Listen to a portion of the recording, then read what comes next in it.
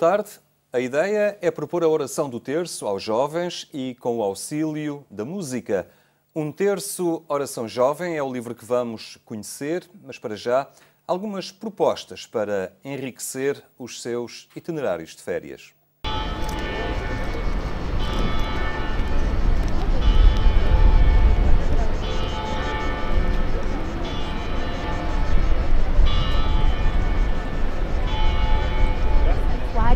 Programou um septenário de preparação e celebração do centenário das aparições. São 7 anos em que tentamos que as pessoas, que os peregrinos que nos visitam, fiquem a conhecer e celebrem de forma diferente as aparições do anjo e de Nossa Senhora.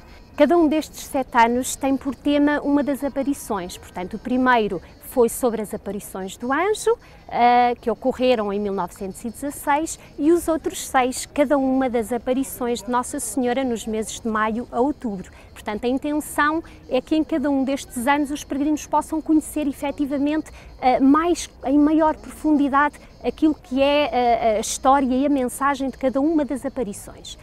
Neste ano estamos a celebrar e a conhecer de forma especial a terceira aparição de Nossa Senhora, a aparição do mês de julho. Todas as propostas do santuário, nas quais se inclui esta proposta de itinerário do peregrino, todas estas propostas vão nesse sentido. Portanto, o itinerário do peregrino visa dar a conhecer a mensagem da aparição de Nossa Senhora no mês de julho e é uma proposta materializada num desdobrável que está editado em 7 idiomas, portanto em português e mais 6 de outros idiomas com os quais trabalhamos mais frequentemente. E, portanto, é uma proposta para que os peregrinos possam fazer individualmente ou em grupo o percurso e conhecer a mensagem desse mês especificamente. O tema deste ano do santuário é Envolvidos no Amor de Deus pelo Mundo e, portanto, vamos partir do presépio, onde vamos tentar aprofundar e refletir mais naquilo que foi a vida de Jesus no meio de nós. Os peregrinos são convidados a uma pequena meditação sobre os diferentes aspectos daquilo que foi a vida de Jesus, com início justamente no presépio. Depois o percurso segue pela colunata e vamos fazer os passos da Via Sacra, como a caminhada de Jesus, o seu sofrimento e de alguma forma tentarmos também identificar-nos com Cristo naquilo que foram as dores dele, as dificuldades e que são também muitas vezes as da nossa vida. Depois seguimos para a Capelinha das Aparições. A Capelinha das Aparições foi o lugar por excelência da aparição de Nossa Senhora e, portanto, somos convidados como peregrinos, por um lado, a conhecer as palavras de Nossa Senhora, que nos convidou a deixar-nos envolver nesse amor de Deus e a darmos uma resposta àquilo que nos é pedido como cristãos. E, portanto, é o local ideal para fazermos essa paragem e para ouvirmos também aquilo que Deus quer de cada um de nós. Nossa Senhora pediu aqui aos pastorinhos, quero que rezem o terço, quero que venham aqui. E, portanto, é o coração de qualquer peregrinação, é a ida à Capelinha das Aparições, sendo uma mensagem cristológica, com certeza participando na celebração da Eucaristia, com certeza passando pelo sacramento da reconciliação, também em resposta àquilo que foi o convite do anjo nas aparições aos pastorinhos, um momento de adoração ao Santíssimo Sacramento. Isto é sempre a centralidade de toda a vivência de uma peregrinação ao Santuário de Fátima. Este é o coração da peregrinação. E, portanto, a Capelinha das Aparições, podemos dizer que é o local, o coração do santuário e o local para onde todos os peregrinos se dirigem e onde se sentem mais próximos de Nossa Senhora. A imagem que está lá e portanto, é a principal imagem de Nossa Senhora que temos aqui, ajuda-nos também nessa identificação, não é? E, portanto, no fundo, falamos com Maria, falamos com Nossa Senhora, usando também a imagem que temos dela ali presente e, portanto, é o local onde se calhar nos é mais fácil ver Nossa Senhora que fala ao coração de cada um de nós, muito mais do que num sítio onde não tenhamos a imagem e ali onde ela apareceu. Um dos grandes desafios é manter o bom ambiente naquele local, o ambiente de silêncio, o ambiente de oração, que possibilita as pessoas não só participar nas celebrações com dignidade, mas também, sobretudo, poderem estar em silêncio quando o desejarem, quando não há celebrações. Aliás, toda a programação das celebrações na Capelinha são feitas de forma a tentar permitir que haja tempos de Eucaristia, tempos de rosário, tempos de silêncio, para que as pessoas tenham também um tempo para estar fora do tempo das celebrações, para rezar, para cumprir as suas promessas. O percurso segue depois pela passadeira das promessas. É aquele percurso que os peregrinos fazem muitas vezes de joelhos, outras vezes simplesmente em caminhada, e somos convidados aí a pensar a questão do sacrifício. É interessante ver como é que nós, cristãos, hoje encaramos o sacrifício, não só o sacrifício que fazemos por promessa de ir em oração, de joelhos, a caminhar, mas também os sacrifícios de cada dia, daquilo que a vida no dia-a-dia nos pede. E, portanto, a pensarmos, refletindo naquilo que Deus quer de cada um de nós, o que é que nós, efetivamente, na vida de todos os dias, estamos dispostos a fazer como resposta a esse apelo de Deus. Cada um saberá aquilo por que passou para chegar ao cúmulo de fazer uma determinada promessa. Umas fisicamente mais difíceis e outras que não é tanta dificuldade física de cumprir a promessa, mas aquilo que nos recorda na nossa vida e que nos levou a fazer tal promessa. É um local também, muitas vezes, e quando vimos agradecer, é um local também de alegria, dessa alegria do reconhecimento por aquilo que conseguimos alcançar, por intermédio de Deus, por intermédio de Nossa Senhora, mas também do nosso esforço pessoal de melhoria. Depois o percurso leva-nos à Basílica da Santíssima Trindade e à contemplação do painel do presbitério, a Jerusalém Celeste, e depois quem se sentir convidado também a partir desta caminhada de reflexão ao Sacramento da Reconciliação, pode fazê-lo na capela que fica no piso inferior.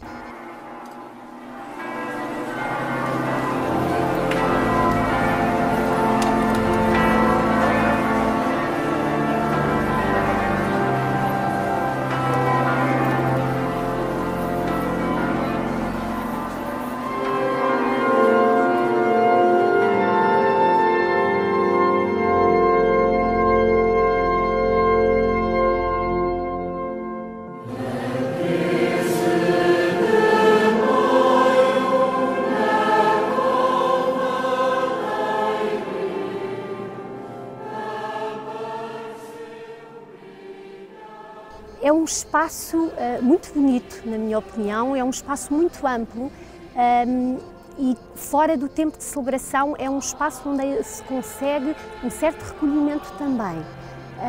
O facto de ter aquele grande painel do presbitério com os anjos, com os santos de todos os tempos, leva-nos também a poder fazer essa associação daquilo que nós podemos ser, aquilo a que podemos almejar, não é? Todos temos vocação à santidade e, portanto, no fundo é um pouco um apelo para que nós próprios tentemos ser melhores a cada dia. Penso que a contemplação daquele painel nos pode ajudar nessa identificação.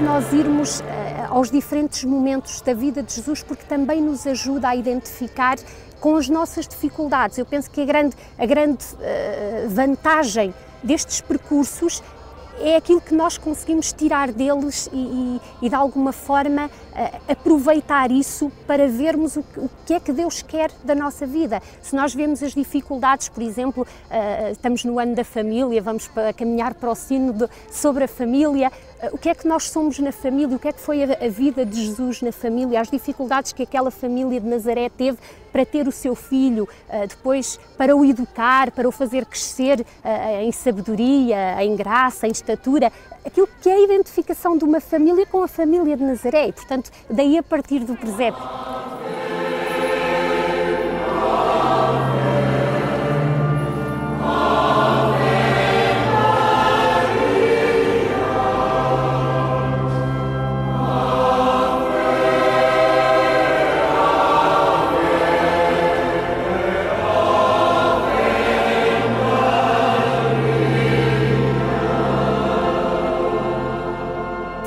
parte de todo este projeto deste ano, temos a exposição Segredo e Revelação, aqui no piso inferior da Basílica da Santíssima Trindade, que é uma exposição sobre o tema deste ano. É uma exposição temporária, significa que em finais de outubro encerrará, e como a aparição do mês de julho é aquela que fala, entre outras coisas, portanto fala do amor de Deus e fala também do segredo, das diferentes partes do segredo. E esta exposição é sobre esse assunto e temos lá até o documento que esteve guardado à guarda no arquivo do Vaticano, portanto, o documento original escrito pela irmã Lúcia sobre o segredo está este ano aqui em exposição. É também um convite a conhecer em profundidade esse lado do segredo.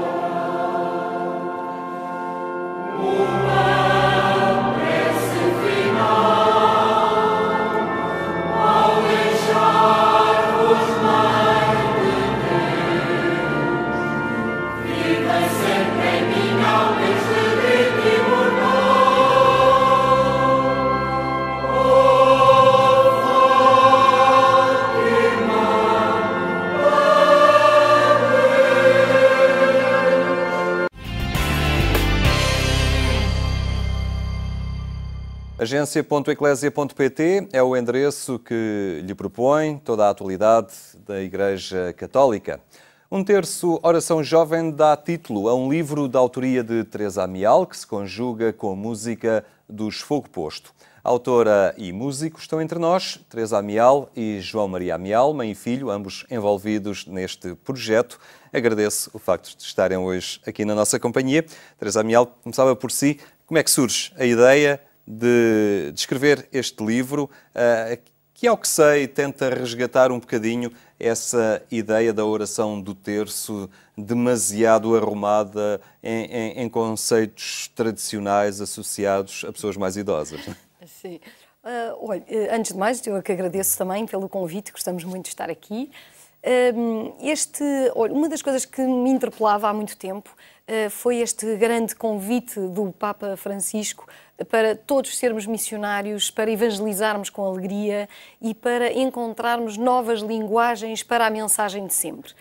De certa maneira já era o que eu tentava fazer com os meus livrinhos de orações para crianças, mas também me sentia, até por ter filhos jovens, a verdade é que eu gostava muito também de trabalhar para outras idades. E aquilo que eu via era que eu encontrava essas novas linguagens nas músicas que o João Maria trazia, dos campos de férias em que era animador, das peregrinações que ele organizava para jovens, e em que ele vinha com músicas fantásticas que ele próprio fazia, porque é compositor, que nós adorávamos e que eu via assim, o impacto que tinha muito na juventude. Ao mesmo tempo, porque o terço, não é? Porque se queremos evangelizar e de uma maneira moderna, então porque o terço que parece realmente uma coisa antiquada. E eu julgo que, por um lado, talvez porque eu própria me converti numa peregrinação a pé a Fátima, não sabia sequer rezar o terço e descobri nessa peregrinação a maravilha que é o terço e que não há melhor maneira de conhecer Jesus do que pela mão de Maria. Portanto, ao mesmo tempo sentia que essa mensagem de sempre, o terço é fantástico para evangelizar, ao contrário do que possa parecer. E, no fundo, aqui estava o desafio, juntar as duas coisas. Esse desafio filo ao meu filho e mais 2 amigos, porque isto, obviamente, não poderia ser feito com música de uma só pessoa. A ideia era mesmo ser uma banda. Mas isso ele poderá certamente explicar melhor como é que se passou as coisas do ponto de vista da música. É o contributo dos Fogo Posto neste trabalho. Um dos elementos, João Maria, como é que foi trabalhar a música para este desafio lançado pela sua mãe, que ela nos estava aqui a contar, que não é propriamente fácil compor músicas para um livro que nos fala do terço e dos mistérios do terço. Sim. É desafiante. Foi um desafio duplamente extraordinário. Extraordinariamente bom e extraordinariamente difícil. Porque a verdade é que a Paulus foi fantástica nesse sentido, não nos meteu qualquer limite. Disse, façam o que acharem melhor. Isso foi ótimo. Portanto, foi muito bom poder juntar a música que eu gosto de fazer, que é uma música rock, jovem, com a mensagem que eu acredito. Isso é melhor, não dá, não é? Mas de facto, ao princípio tive um bocadinho de medo, porque de facto tudo isto está associado a uma coisa antiquada, o terço também, e portanto... Uma oração pesada, repetitiva. Sim, exatamente. A verdade é que eu não tive a mesma experiência que a minha mãe, e para mim o terço, desde pequenino, que é uma grande seca. e era isso que eu achava, mas porque eu não o compreendia como deve ser. E portanto eu achava que de facto, papaguear as Ave-Marias, de facto, isto nunca mais sai daqui, é sempre igual, eu não consigo estar concentrado em 50 Ave-Marias, portanto parecia uma grande seca. Só mais tarde é que me explicaram que esse não é o sentido do terço e que a verdade do terço, o papaguear das Ave-Marias, serve como um pano de fundo para então rezarmos os mistérios ou para rezarmos situações da nossa vida. E aí então fez muito mais sentido e, portanto, passei a rezar o terço da maneira certa para mim, não só o papaguear. O livro traz a música, o CD vem na capa cá atrás. São vários temas que também abordam várias linhas musicais, não é? Sim, sem dúvida, sem dúvida. Isso foi, acho que a grande mais-valia de sermos três músicos é que todos damos um bocadinho um input diferente das nossas referências musicais, não é?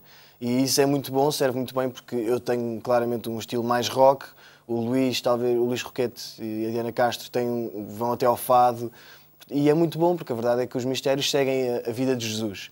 E a vida de Jesus também é feita de altos e baixos, e portanto seria muito complicado no nascimento de Jesus, que é uma coisa muito querida, meter uma grande rocalhada, não fazia sentido.